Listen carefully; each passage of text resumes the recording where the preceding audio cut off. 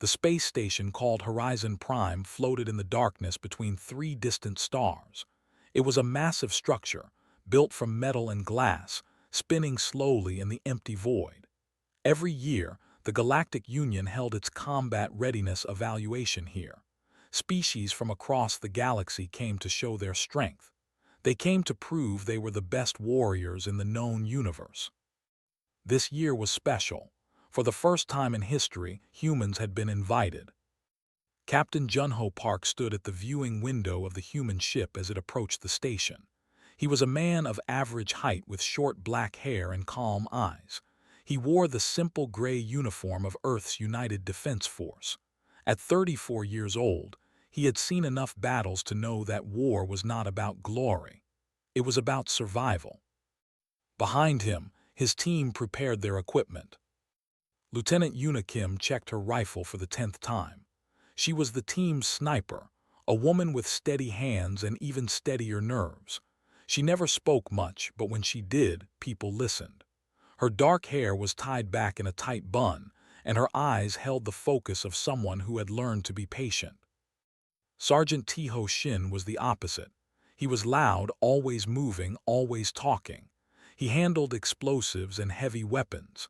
His thick arms carried equipment that would make other soldiers complain, but Tiho never complained. He smiled too much for a man who worked with bombs. Corporal Hana Cho sat in the corner, her fingers dancing across a tablet. She was their communications expert, the one who kept them connected to command and to each other. She was young, just 26, but her skills had saved lives in the field. She could crack codes that military computers could not break. And then there was Private Minyu Beek. At 22, he was the youngest. He was also the most curious. Minyu asked questions constantly. Some found it annoying. Junho found it valuable. A soldier who asked questions was a soldier who learned. The ship docked with a soft thud. The airlock hissed open, and the humans stepped onto Horizon Prime. The station was crowded. Aliens of every shape and size moved through the wide corridors. Some walked on two legs like humans. Others crawled, slithered, or floated. The air smelled strange, filtered, and recycled 1,000 times. Lights of different colors glowed from signs that Junho could not read. A delegation waited for them at the entrance, the Velthrani. Junho had studied them during the journey. The Velthrani were insectoid creatures, standing nearly 2 meters tall. They had 4 arms, compound eyes, and hard shells that covered their bodies like armor. They were known throughout the galaxy for one thing above all else: they never missed. Velthrani soldiers had won the marksmanship competition at the Combat Readiness Evaluation for 80 years in a row. Not 80 times, 80 years without a single loss. Their accuracy was legendary. Their commander stepped forward. His name was Drex. He was larger than the others, his shell darker, his eyes showing the cold intelligence of a hunter. Drex clicked his mandibles together. The translator device on Junho's collar turned the sound into words. "So these are the humans," Drex said. "We have heard much about your species. You are new to space, new to war among the stars. We welcome you to this evaluation. Try not to embarrass yourselves."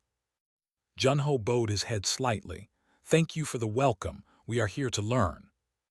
Drex made a sound that might have been laughter. "Yes, I am sure you will learn much." The first day was filled with ceremonies and introductions. 12 species had sent teams to the evaluation. The Velthrani were the favorites, of course, but the Korath, a race of large reptilian warriors, were also respected. The Ilmari, thin and gray-skinned, were known for their technology. Each species believed they had something to prove. No one paid much attention to the humans. Junho noticed the looks they received. Some aliens stared with curiosity. Others looked away with disinterest. A few seemed amused, like adults watching children try to play an adult game. He said nothing. He simply watched and learned. The next morning, the shooting trials began. The testing hall was enormous. Holographic targets appeared at different distances, some close, some far. They moved in unpredictable patterns. The goal was simple: hit as many targets as possible in 5 minutes. Accuracy would be measured to the decimal point. The Velthrani went first. 20 soldiers lined up. They raised their rifles in perfect unison. When the signal came, they fired. The sound was incredible. Energy bolts screamed through the air. Targets shattered one after another. Not a single shot missed. Not one. When the timer ended, the score appeared on the massive display screen. Velthrani, 98.7% accuracy. The crowd of observers erupted in clicking, hissing, and growling that served as applause. Drex stood with his 4 arms crossed, his compound eyes sweeping across the other delegations. His confidence was visible to everyone. The Korath went next. Their soldiers were larger and slower, but they hit hard. Their score was 94.2%. Impressive, but not enough to threaten the Velthrani. Other species followed. The scores ranged from 71% to 89%, all respectable, all within expected ranges. Then the humans were called. Junho led his team to the firing line. 5 humans, 5 rifles. The holographic targets waited in the distance. Yuna took her position first.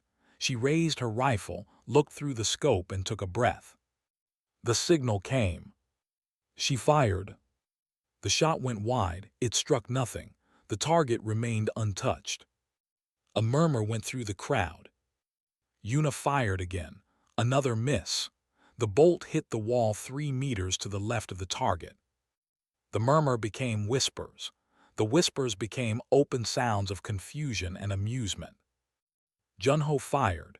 His shot hit a support beam near the ceiling. Tiho's shot vanished into a ventilation shaft.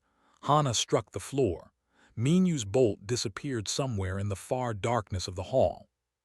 For 5 minutes, the humans fired. Targets appeared and disappeared untouched. Shots flew in every direction except the right one. When the timer ended, the score appeared. Humans, 31.4% accuracy. The hall exploded with laughter.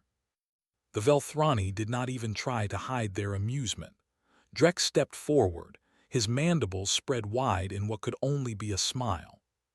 "Perhaps," he said loudly enough for everyone to hear, "Earth should focus on agricultural contributions to the Union. Growing food seems more suited to your abilities than fighting." More laughter followed. The Korath shook their massive heads.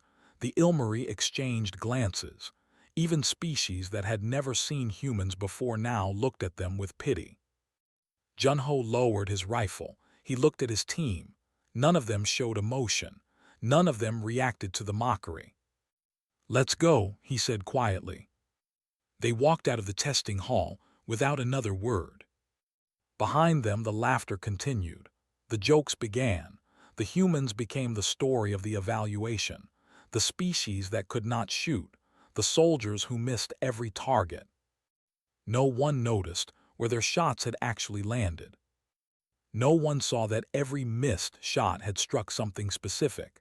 Environmental control nodes, power junction boxes, structural sensors, communication relays hidden behind the holographic projectors.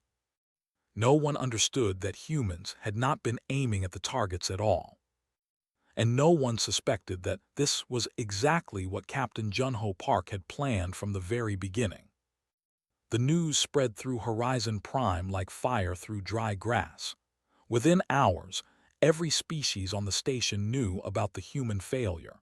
Within a day, the humans had become the biggest joke in the history of the combat readiness evaluation. Aliens pointed at them in the corridors. Some laughed openly. Others simply shook their heads and walked past without a word. The silence was somehow worse than the laughter.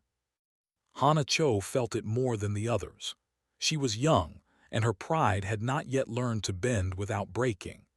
That night, in the small quarters assigned to the human delegation, she confronted her captain. "Why?" she demanded. Her voice was tight with frustration. "Why did we do that? We trained for years. Yuna can hit a moving target at 2 kilometers in heavy wind. I have seen Tiho shoot a drone out of the sky without even looking at it properly. We are not bad soldiers, so why did we make ourselves look like fools? Junho sat on the edge of his bed, his hands folded calmly in his lap. He looked at Hana with patient eyes. What do you think war is about, Corporal? Winning, she answered immediately. And what do you think makes you win? Hana paused. Strength, skill, better weapons. Junho shook his head slowly. Those things help, but they do not make you win. Do you know what makes you win? He leaned forward slightly. Making your enemy believe something that is not true, making them see a weakness that is not there, making them confident when they should be afraid. Hana frowned. You wanted them to laugh at us. I needed them to, Junho said. Reputation is a weapon, Hana. Right now, every species on this station thinks we are harmless. They think we are weak. They will not watch us carefully. They will not guard themselves against us. And when the time comes, they will not see us coming until it is too late. Hana stared at him for a long moment. Then she sat down heavily in a chair. The time comes for what? This is just an evaluation, a competition. Junho was quiet for a moment. When he spoke again, his voice was lower. I do not think it is just a competition, not anymore. In another part of the station, Yuna Kim walked through the observation deck. The massive windows showed the stars in all their cold beauty.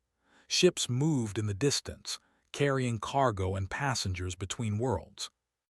But Yuna was not looking at the stars. She was looking at the station itself. Her eyes traced the patterns of the corridors. She noted the placement of security doors. She counted the guards and memorized their patrol routes. She found the emergency exits and the maintenance hatches.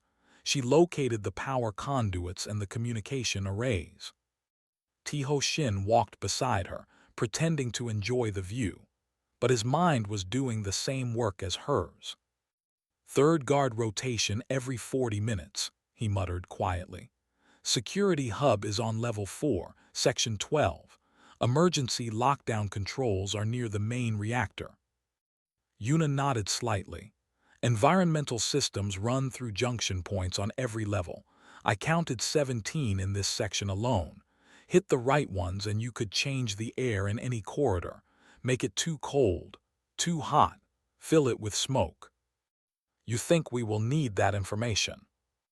Yuna did not answer immediately. She watched a group of Velthrani soldiers march past. Their movements were perfect, identical, like machines programmed to walk the same way. The captain thinks something is wrong, she finally said. I trust his instincts. He has kept us alive before. The next day brought new developments. Drex, the Velthrani commander, appeared before the Galactic Union Council with a proposal. He suggested a special event, a live combat exercise between species, a friendly competition that would test not just accuracy, but tactics, teamwork, and battlefield thinking. He specifically requested that the humans participate. It would be educational for them, Drex explained, his translator turning his clicks into smooth words. They are new to the Union. They should experience how real warriors operate. We would be happy to serve as their opponents. The council agreed. The announcement reached the human quarters within the hour. Minyu was the first to react. They want to fight us. After what happened at the shooting trials, he paced back and forth, his young face twisted with anger. They are mocking us. They want to humiliate us on a galactic broadcast. Probably, Junho agreed calmly. And you are not angry. Anger is useful when you control it, useless when it controls you. Junho looked at his youngest soldier. Sit down, Minyu. There is more happening here than public embarrassment.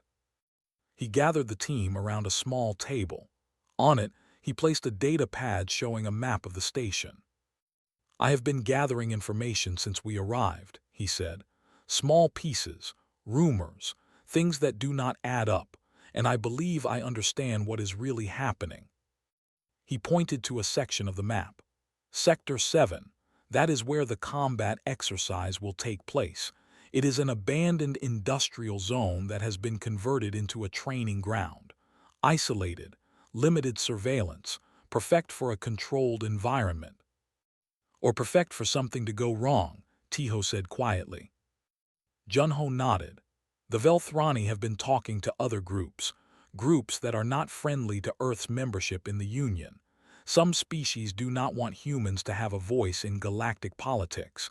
They see us as a threat, or as competition for resources. Hana leaned forward. You think this exercise is a trap? I think the Velthrani plan to stage an accident, something that will hurt or kill our team. They will claim it was a training error, a malfunction, bad luck, and Earth will lose its only military representatives in Union space. Our reputation will be destroyed. Our membership will be questioned. The team was silent. Yuna spoke first. Do we have proof? Not enough to take to the council, Junho admitted. Only suspicions and patterns, but I trust what I see, and what I see is danger. Minyu had stopped packing. His anger had changed into something harder. What do we do? Junho looked at each of them in turn. We prepare.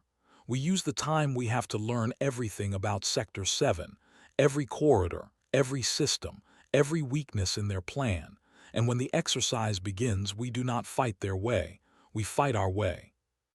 Our way, Hana asked. Humans did not become the dominant species on Earth because we were the strongest or the fastest, Junho said. We survived because we understood our environment better than anything that hunted us. We learned to use the world itself as our weapon. He tapped the map. The Velthrani expect us to shoot at them. They expect us to miss.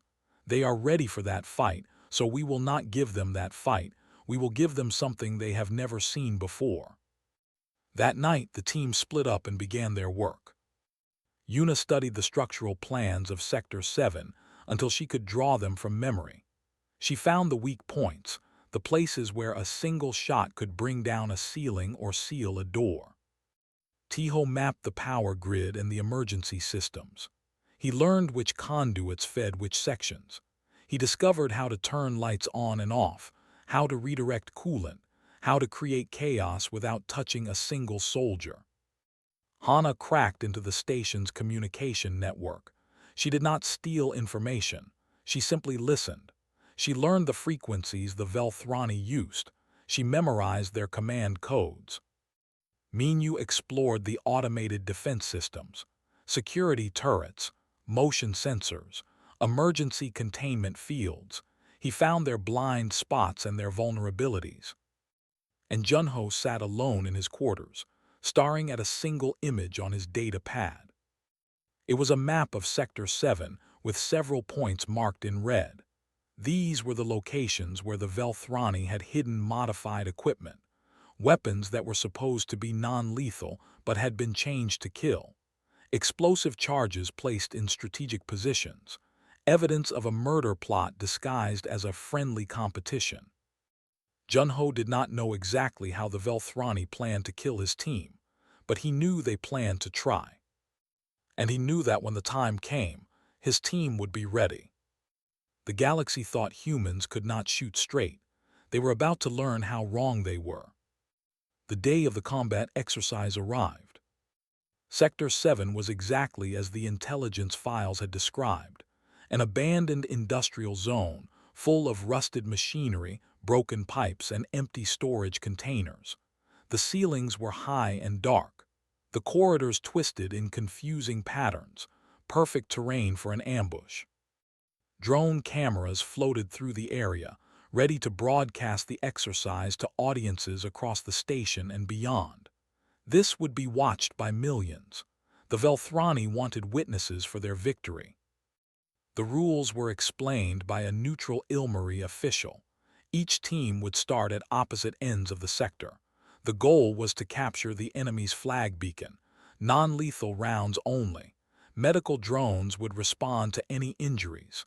The first team to capture the beacon would win. Simple rules, clean rules. Junho knew the truth was anything but clean. Before entering the arena, he gathered his team one last time.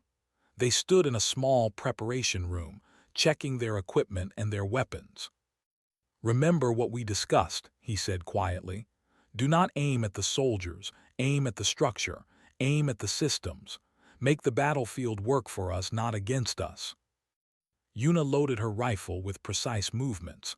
"I have memorized 47 structural weak points. 12 can cause corridor collapses. 8 can redirect environmental systems. The rest can disable doors, lights, and communication relays." Tiho cracked his knuckles. "Power grid nodes are my priority. Hit the right ones and entire sections go dark. The Velthrani rely on their coordination. Take away their eyes and they become confused." Hana held up her communication device. "I have their frequencies mapped. When their system starts failing, I can inject false commands, send their squads in the wrong directions, make them fight shadows." Minyu checked his own rifle. "Automated defense grid has 17 active sensors in the arena. I can disable them one by one, or better, redirect them." Junho nodded with approval. "Good. Stay mobile. Stay together when possible, separate when necessary. And remember the most important thing." "What is that?" Minyu asked. "We are not here to kill. We are here to survive and to win. The Velthrani expect us to die today. We will disappoint them." The signal came. Both teams entered the arena. 20 Velthrani soldiers moved in perfect formation. They advanced like a single organism, their 4 arms holding weapons with mechanical precision. Their compound eyes saw in multiple directions at once. They communicated with clicks and chemical signals that no human could intercept. They were beautiful and terrifying. Drex led from the center of the formation. He had insisted on participating personally. He wanted to be there when the humans fell. He wanted to see the light leave their eyes. The Velthrani moved through the industrial maze with confidence. They expected the humans to set up defensive positions. They expected random, panicked fire. They expected to walk through this exercise without breaking stride. The first shots came from the human team. Yuna fired from a high position near the ceiling. Her shot missed every soldier by a wide margin. It struck a metal beam far to the left. The Velthrani did not even flinch. They had seen her accuracy at the trials. They knew she could not hit anything. More shots followed. Tiho fired into a wall. Hana's shot disappeared into a ventilation duct. Minyu's bolt hit the floor 10 meters away from the nearest enemy. Drex clicked with amusement. "Advance," he ordered. "They are exactly as pathetic as we expected." The Velthrani pushed forward. They entered a wide corridor lined with old machinery. And then the lights went out. It was not a flicker. It was total darkness. The Velthrani compound eyes adjusted quickly, but even they needed some light to see. In perfect blackness, they were nearly blind. Tiho's wild shot had severed the main power conduit for this section. "Hold position," Drex commanded. His voice was calm, but there was a new tension in it. From somewhere in the darkness came another shot, then another. The bolts did not hit any soldiers. They hit the walls, the ceiling, the floor, random and useless. Or so it seemed. A groaning sound filled the corridor, metal bending, stress points failing. Part of the ceiling collapsed, not on top of the Velthrani, but in front of them. A massive pile of debris blocked their advance. They would have to find another route. Drex's mandibles clicked rapidly. Flanking squad move through Corridor 7. Main force fall back to Junction 4. The flanking squad moved quickly. 6 soldiers, each one deadly accurate. They turned into Corridor 7 and increased their pace. Yuna's next shot hit a pipe junction on the ceiling above them. Coolant gas erupted into the corridor. The super-cold vapor filled the air, dropping the temperature to dangerous levels. The Velthrani soldiers stumbled, their movements slowing as their bodies reacted to the sudden cold. They retreated, coughing and confused. In the observation room high above the arena, alien spectators watched with growing confusion. "What is happening?" a Koreth officer asked. "The humans are missing every shot, but the Velthrani are falling back." No one had an answer. Back in the arena, Drex reorganized his forces. He split them into smaller groups to cover more ground. He ordered them to advance slowly, watching for traps. But the traps were not physical, they were systematic. Every shot the humans fired took something away from the Velthrani. A communication relay here, a sensor node there, power to a door mechanism, control over an emergency system. Hana began broadcasting on the Velthrani frequency. Her voice, altered by software, sounded like a Velthrani commander. "Squad 3, redirect to Sector 9. Enemy spotted. Squad 5, hold position. Await reinforcement. All units, the humans have explosives. Proceed with extreme caution." The false commands spread confusion through the Velthrani ranks. Soldiers moved in conflicting directions. Some units stopped entirely, unsure whether to advance or retreat. Minyu reached a control panel hidden behind a rusted machine. His fingers moved quickly, inputting commands he had memorized during his nights of study. The automated defense grid shifted. Turrets that were supposed to track the humans now tracked the Velthrani. Warning lights flashed in the corridors. Alarms began to sound. The arena itself seemed to be turning against the invaders. Drex felt something he had not felt in decades: doubt. These humans could not shoot. He had seen the evidence himself. And yet somehow his perfect soldiers were scattered, blind, frozen, and lost. He activated his personal communicator. "All units, ignore previous commands. Rally on my position. We advance as one." No response came. The communication system was dead. Hana had killed it with a single shot to the main transmitter. Drex stood alone in the darkness. His soldiers were somewhere in the maze, but he could not reach them. The confident commander who had walked into this arena was gone. In his place was something smaller, something afraid. A sound came from nearby, footsteps, human footsteps. Drex raised his weapon. It was not loaded with the modified lethal rounds. Those were meant for the final moment when victory was certain. He had a standard training weapon in his hands. He fired toward the sound. His shot was perfect. His accuracy was flawless. But there was no one there. The humans had learned to move like ghosts. They made sounds where they were not. They created targets that did not exist. They fought a battle that Drex did not understand. And somewhere in the darkness, Junho watched. He had not fired a single shot at any soldier. Every bullet from his rifle had been aimed at something else. The explosive charges hidden by the Velthrani, the weapons modified to kill, the evidence of their conspiracy. One by one, Junho had destroyed them all. The trap the Velthrani had set was gone. The accident they had planned would never happen. And now, lost in an arena that no longer obeyed their commands, the greatest marksmen in the galaxy were about to learn what it meant to face a human enemy. The hunt had just begun.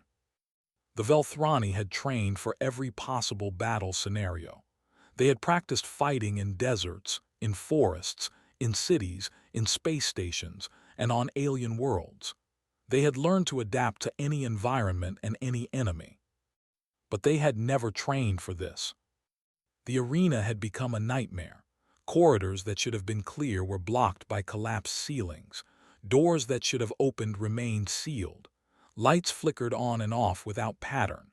The temperature changed from section to section, sometimes freezing cold, sometimes burning hot. And through it all, the humans moved like shadows. Yuna had found her position near the center of the arena. From here, she could see 3 main corridors through gaps in the broken machinery. Her rifle was steady against her shoulder. Her breathing was slow and controlled. A group of 4 Velthrani soldiers appeared at the end of one corridor. They moved carefully now, their earlier confidence replaced by caution. They checked every corner, every shadow. Yuna watched them through her scope. Her finger rested on the trigger. She did not aim at the soldiers. She aimed at the support beam above them. One shot. The beam cracked. The ceiling groaned. The Velthrani looked up in alarm and scattered just as a section of metal plating crashed down where they had been standing. They were not hurt, but they were separated, and now they were afraid. Yuna smiled slightly and moved to her next position. In another part of the arena, Tiho was having fun. He had found the environmental control junction for the eastern section. With a few adjustments, he could change everything. More cold, more heat, more smoke, more chaos. A squad of 6 Velthrani entered his zone. He watched them from behind a rusted storage container. They were good soldiers. Their formation was perfect even now. But perfect formation meant nothing when the environment refused to cooperate. Tiho fired 3 shots in rapid sequence, not at the soldiers, at the pipes above them. Steam erupted from the first pipe, hot, blinding steam that filled the air.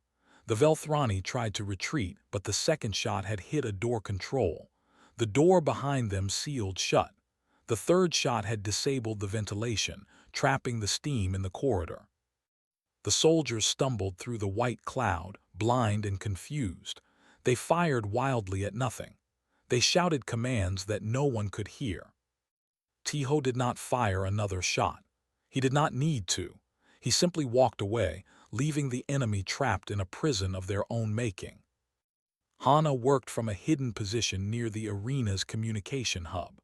Her equipment was spread around her, a mess of wires and devices that she had assembled herself. She listened to the Velthrani frequency, even though most of their communications were dead. Sometimes a signal got through. Sometimes a soldier managed to make contact. When they did, Hana was ready. "Commander Drex, this is Squad 2. We have located the human flag beacon, requesting orders." Hana smiled and activated her transmitter. Her voice, altered to match Velthrani patterns, responded before Drex could. "Squad 2, hold position. Do not approach the beacon.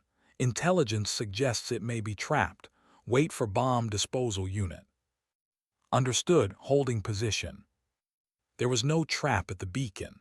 There was no bomb disposal unit. But Squad 2 would wait there for help that would never come. Every minute they waited was a minute they were not fighting. Minyu had the most dangerous job. He had to reach the Velthrani flag beacon on the other side of the arena. To do that, he had to move through enemy territory alone. But he was not really alone. Yuna watched his path from her high positions. Tiho created distractions to draw enemies away. Hana fed him information through a secure channel only their team could access. And Junho guided him with quiet words in his ear. "Turn left at the next junction. 3 hostiles ahead, but they are facing the wrong direction. Move quickly and quietly. You have 12 seconds." Minyu moved. He was not the best soldier on the team. He was not the strongest or the most experienced, but he was fast and he was adaptable. He learned quickly and thought on his feet. He slipped past the 3 Velthrani soldiers without making a sound. They never knew he was there. The beacon was close now. Minyu could see its blue glow at the end of a long corridor. But someone else was there too. Drex stood in front of the beacon. His back was straight, his 4 arms crossed over his chest. He was waiting. Minyu froze behind a storage crate. His heart pounded in his chest. "I know you are there, human," Drex called out. His voice was calm, but there was anger beneath the surface. "I can smell your fear. Come out. Let us finish this properly." Minyu did not respond. He did not move. "Your team has surprised me," Drex continued. "I did not expect such tricks from a species that cannot aim, but tricks do not win wars. Skill wins wars, precision wins wars, and I have both." Drex raised his weapon, but it was not the training rifle he had carried earlier. This weapon was different, heavier, more powerful. Lethal rounds. He had kept his modified weapon hidden for this moment. "Your captain destroyed my other surprises," Drex said, "but he did not find this one. I always have a backup plan, human, always." Minyu's blood ran cold. He was trapped. If he moved, Drex would shoot him. If he stayed, Drex would eventually find him. Junho's voice came through his earpiece. "Minyu, listen carefully. Do not move. Do not speak. Just trust me." Minyu trusted him. Drex began walking toward the storage crate. His weapon was raised, ready to fire the moment he had a clear target. "Your species is interesting," he said as he walked. "You hide your weakness behind cleverness. You use the environment because you cannot use your weapons properly. But in the end, it does not matter. In the end, you face a real warrior, and real warriors do not miss." He rounded the corner of the crate. Minyu was gone. Drex spun around, searching. Where had the human gone? He had been right here. He had smelled him. A sound came from above. Drex looked up and saw nothing. But he should have looked behind him. Junho had entered the corridor from a maintenance hatch during Drex's speech. He had moved in perfect silence, using the sound of Drex's own voice to mask his approach. Now he stood 3 meters behind the Velthrani commander. "You are right about one thing," Junho said quietly. Drex spun around, raising his weapon. He was fast, incredibly fast. His aim was perfect, his movements precise. But Yuna was faster. Her shot came from somewhere in the darkness above. It did not hit Drex. It hit the ceiling panel directly over his head. The panel had been damaged earlier by a shot she fired 90 seconds ago. A shot that everyone thought had missed. A shot that had been waiting for this exact moment. The panel fell. Drex went down, pinned under the weight of metal and debris. His weapon clattered away across the floor. He struggled, but he could not free himself. Junho walked over and knelt beside him. Their eyes met. "Real warriors do not miss," Junho said softly. "That is true, but you made a mistake. You thought we were missing. We were not. Every shot my team fired hit exactly what we aimed at. You just did not understand what we were aiming at." Drex clicked his mandibles in rage. "This proves nothing. You have won a game, but you are still weak, still pathetic." Junho shook his head. "We found your explosives. We found your modified weapons. We found the evidence of what you planned to do to us today. This was never a competition for you. It was supposed to be an execution." Drex went still. "The Union Council will know everything," Junho continued. "Your conspiracy is over. Your reputation is over. And your 80 years of winning, they end today, not with a loss, with a disgrace." He stood up and walked toward the beacon. Minyu was waiting there. He had circled around during the confrontation, just as Junho had planned. "Do it," Junho said. Minyu grabbed the beacon. The signal went out. The match was over. The humans had won. In the observation room, there was only silence. Aliens of every species stared at the screens in disbelief. The joke species. The ones who could not shoot straight. They had just defeated the greatest warriors in the galaxy. And they had done it without hitting a single enemy soldier. The Grand Council Chamber of Horizon Prime was built to hold representatives from 100 worlds.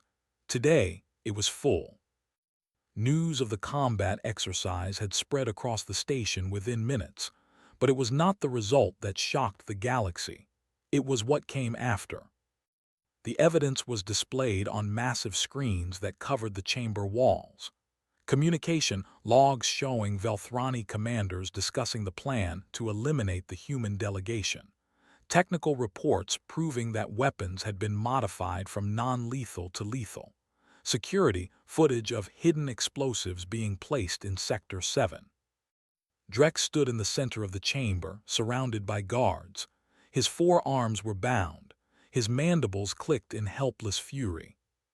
The chief arbiter of the Union, an ancient Ilmari with gray skin covered in ceremonial markings, read the charges aloud.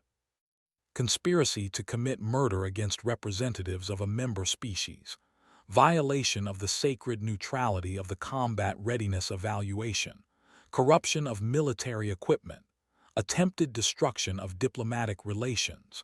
The evidence is overwhelming and undeniable. The Velthrani delegation sat in their section, silent and pale. Their ambassador had tried to speak earlier, to claim that Drex had acted alone, that the Velthrani government knew nothing of his plans. The recordings proved otherwise. 80 years of victories, 80 years of pride, all of it burned away in a single day. The chief arbiter turned to the human delegation. Junho and his team stood together, still wearing their combat uniforms. They had been asked to change into formal attire. They had politely declined. "Captain Junho Park," the arbiter said, "you and your team have done more than win a competition.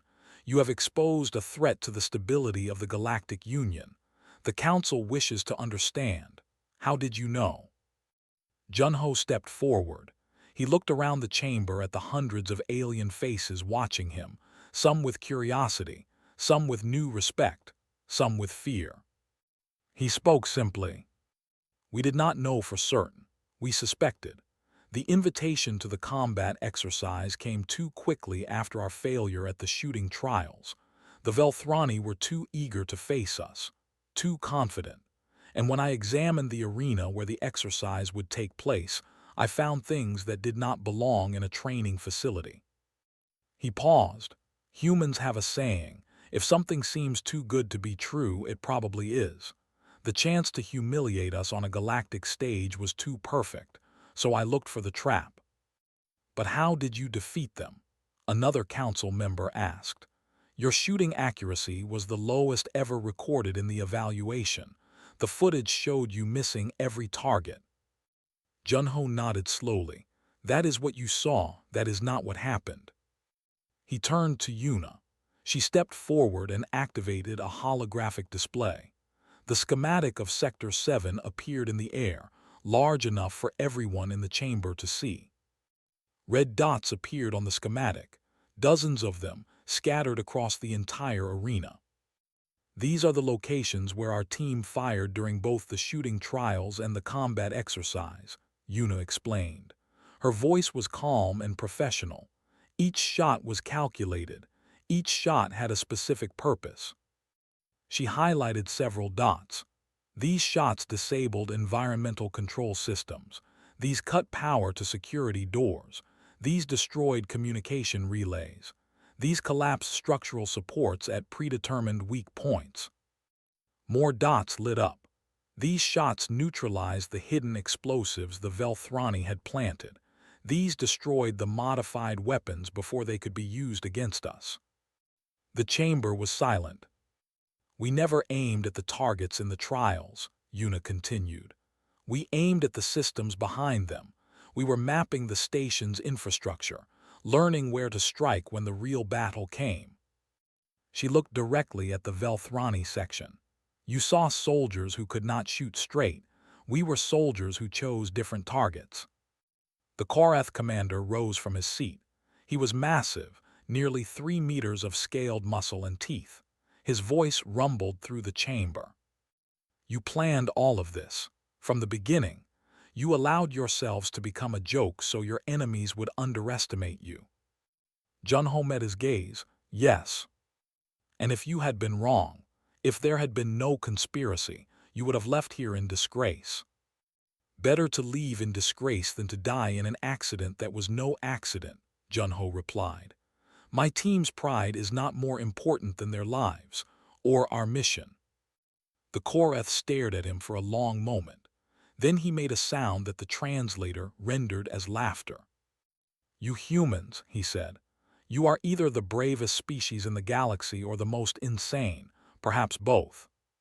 The chief arbiter raised a thin hand for silence. The chamber quieted.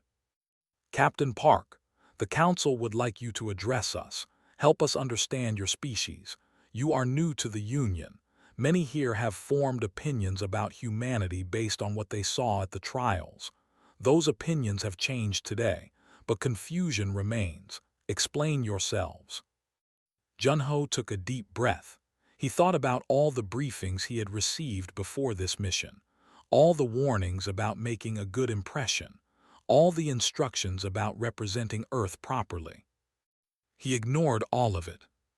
"Humans evolved on a harsh world," he began. "We were not the strongest creatures.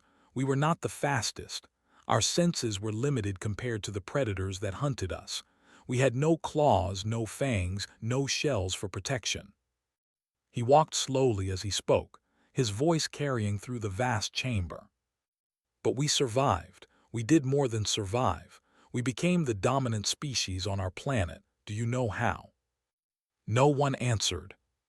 "We learned to understand our environment better than anything else that lived in it.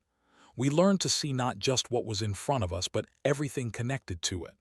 The ground beneath our feet, the wind in the air, the patterns of the seasons, the behavior of other creatures."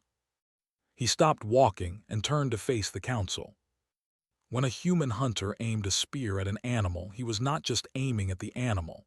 He was aiming at the path the animal would take, the ground where it would fall, the water source it was heading toward. He was thinking 3 steps ahead, 5 steps ahead, 10 steps ahead. Junho's voice grew stronger. "That is what we did here. We did not aim at your targets because your targets did not matter. We aimed at the systems that supported those targets. We aimed at the battlefield itself. We turned the arena into our weapon because that is what humans do. We do not fight the enemy. We fight the war." The chamber remained silent. "You measured our accuracy with your standards," Junho continued.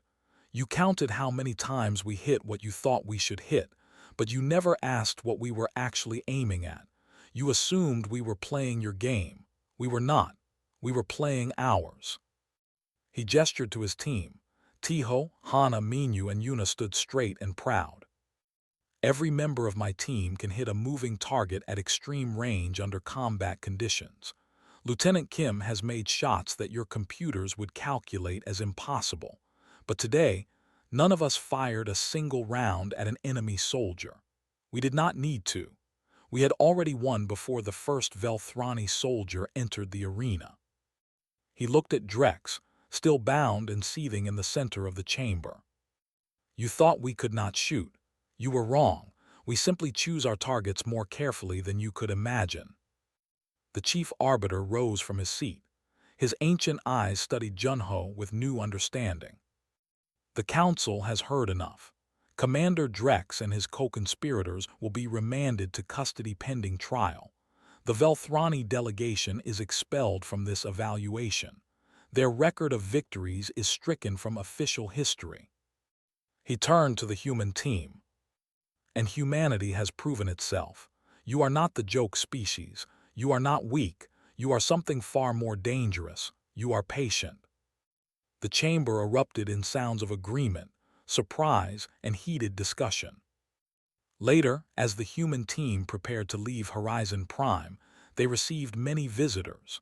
The Korath commander came personally to clasp Junho's shoulder in a warrior's salute. The Ilmari offered technical exchange agreements. Even species who had openly mocked them now approached with respect. Minyu watched it all with wonder. "They are afraid of us now." "Some of them," Junho agreed. "Fear and respect are often neighbors." "Is that what we wanted?" Junho considered the question. "What we wanted was to survive. What we got was a reputation. I hope we can live up to it." Yuna joined them at the viewing window. The stars spread out before them, countless points of light in the infinite dark.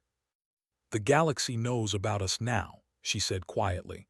"They will not underestimate humans again." "No," Junho agreed, "they will not." Hana appeared with her tablet. "Captain, we are receiving messages from Earth Command. They want a full report, and there are already requests from 4 other species for joint training exercises. Tell them we will report when we return home, and tell the other species we will consider their requests." He paused, politely. The ship undocked from Horizon Prime and began its journey back to Earth. The human team sat together in the observation lounge, watching the station grow smaller in the distance.